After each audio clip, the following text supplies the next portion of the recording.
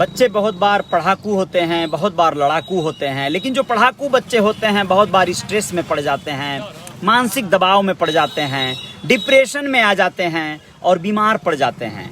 जिनके बच्चे पढ़ाकू होते हैं उनकी एकदम जय जयकार सुनिश्चित हो जाती है। कुछ ही बार ऐसा होता है कि पढ़ लिख कर बच्चे किसी काम के नहीं रहते, नहीं तो आम तौर पर सही बोला जाए तो जो भी बच्चे पढ़ने वाले हैं, लिखने वाले बच्चे बच्चियां कोई भी हैं, वो लोग अपने माता पिता का नाम रोशन करते हैं, अपनी ज़िंदगी में तमाम खुशहाली लाते हैं, इसमें कोई संदेह नहीं है। इस समय मैं बात करने जा रहा हूँ एक बिटिया का, जिसका संदर्भ में बताना बच्चों के लिए बहुत हितकर है। मैं चाहूँगा जो भी माता पिता अभिभावक इस वीडियो को देख रहे हैं, प्योर पढ़ाई और शिक्षा को लेकर है, अपने बच्चों के हित में आप इस वीडियो को शेयर जरूर कर दें। जय जयकार हो जाएगी, इसमें कोई संदेह नहीं है। अभिमन्यु यादव जी बहुत बहुत शुक्रिया आपको इस लाइव से जुड़ने के लिए। मैं कहना चाहता हूँ विजय बेजनकी जी बहुत बहुत शुक्रिया आपका भी। सीए टॉपर गरिमा ने कैसे दूर किया अपना स्ट्रेस, और यही बताना चाहूँगा। जयपुर की रहने वाली ये बेटी है, लेकिन अपने माता पिता के साथ इसमें मुंबई में रहती है। सीए टॉप किया है, 8वें रैंक को प्राप्त किया है इसने। सीए के जो अकाउंटेंट, चार्टर्ड अकाउंटेंट का जो एग्ज़ाम होता है, आप लोगों को बताएं, institute of chartered accountant of India के नतीजे आ गए हैं। गरिमा कोठारी ने 800 में से 586 अंक हासिल कर देश में 8वीं रैंक हासिल किया है दोस्तों।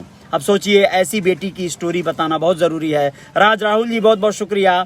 ऑप्टम मोहम्मद कमर जी बहुत बहुत शुक्रिया। आप लोगों को बता दें कि जब गरिमा थक जाती थी तो यह पौधों को देखती थी, उससे उनको ऊर्जा मिलती थी, ऐसा कहना है उनका। अपने माता पिता से बात करती थी फ़ोन पर और इन्हें थोड़ी सी ऊर्जा मिल जाती थी, हौसला बढ़ जाता था और फिर अपने पढ़ाई में लग जाती थी। आप लोगों को बताना बहुत ज़रूरी है कि यह जो है बहुत बड़ा उपलब्धि है एक माता पिता के लिए।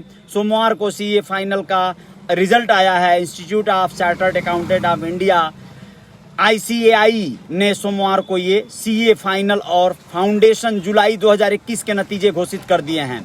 आप लोगों को बताएं कि इसमें जयपुर के 1176 में से 405 स्टूडेंट पास हुए हैं। सोचिए, जयपुर के 405 स्टूडेंट्स में से गरिमा कोठारी ने 800 में से 586 नंबर लाकर देश भर में 8वीं रैंक प्राप्त कर लिया है।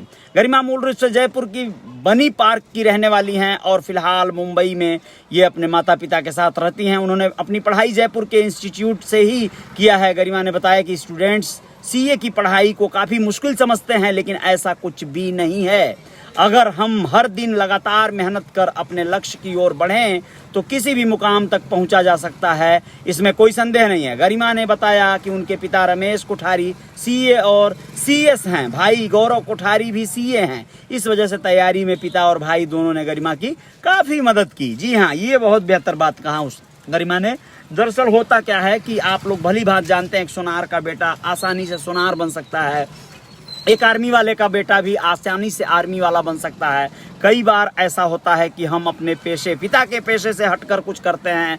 हर दिन 12 से 14 घंटे तक पढ़ाई करती थी गरिमा, इसलिए ये स्थान मिल पाया है। गरिमा ने बताया कि सीए एग्जाम के लिए रेगुलर स्टडी काफ़ी ज़रूरी है। ऐसे में वो पिछले लंबे वक्त से 12 से 14 घंटे तक पढ़ाई करती थी। सोचिए, उन्होंने बताया कि पढ़ाई में जब उन्हें थकान या परेशानी होती थी तो वह अपने घर में ही 5 मिनट की वॉक करती थी, टहलती थी वो। और इसके साथ ही साथ गरिमा माता पिता से बात करके खुद को स्ट्रेस फ्री रखती थी। माता पिता भी गरिमा को मोटिवेट करते रहते थे। जी हाँ दोस्तों, मोटिवेट करते थे।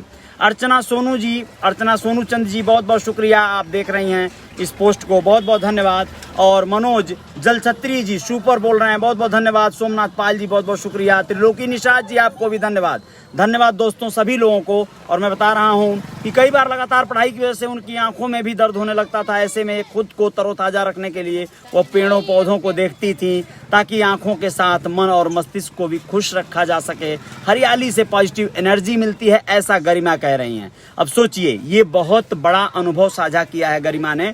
और पढ़ाई चाहे किसी भी डिग्री के लिए हो, किसी भी कार्य के लिए हो, पढ़ाई तो पढ़ाई होता है, शिक्षा शिक्षा होता है। इसलिए शिक्षा से कोई समझौता नहीं होना चाहिए। अपने बच्चों को जागरूक रखिए, हुनरमंद बनाइए और उन्हें क्रिएटिव बनाइए। उनके अंदर ये चीज़ें आनी चाहिए कि माता पिता जो भी कुछ देते हैं फैसिलिटी। आज एक पोस्ट पढ़ रहा था, उस पोस्ट में लिखा गया था, ऐसे ही शेयर किया गया था फेसबुक पर किसी के द्वारा, सटीक लगा। उसने लिखा था कि 19 साल की उम्र तक माता पिता एक बेटी को खिलाते हैं, पिलाते हैं, पढ़ाते हैं, लिखाते हैं, कपड़े पहनाते हैं, उसका श्रृंगार करते हैं, उसे प्यार दुलार करते हैं।